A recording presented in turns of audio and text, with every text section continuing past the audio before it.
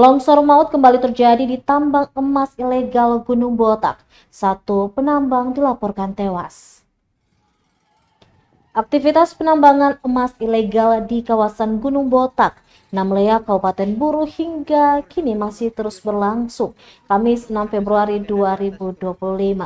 Nahas peristiwa longsor kerap terjadi hingga menimbulkan korban jiwa. Salah satunya terjadi pada 29 Januari 2025 yang menyebabkan 2 orang menjadi korban. Salah satu korban dilaporkan meninggal dunia, menambah daftar panjang kasus kematian di area tambang emas ilegal itu.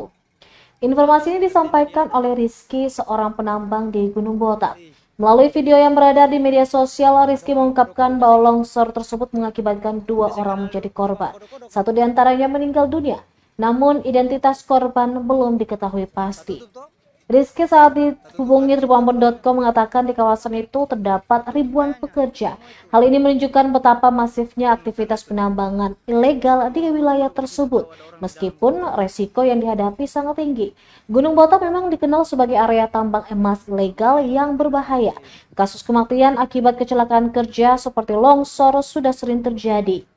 Rizky mengungkapkan bahwa hampir setiap bulan ada saja kasus kematian di sana. Hingga berita ini ditayangkan, Kasih Penmas Humas Polres Buru, Aibda Ms. Jamaluddin, saat dihubungi tribunambon.com belum memberikan keterangan resmi terkait kejadian longsor ini. Ya Allah.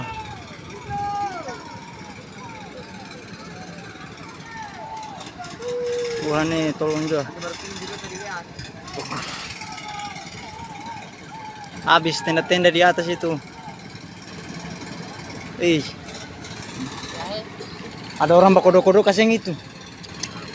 Deseng kanal lubang bakodok-kodok kah? Tak tutup toh?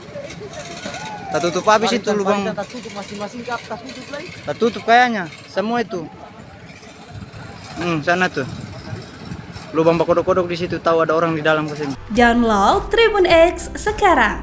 Menghadirkan lokal menjadi Indonesia.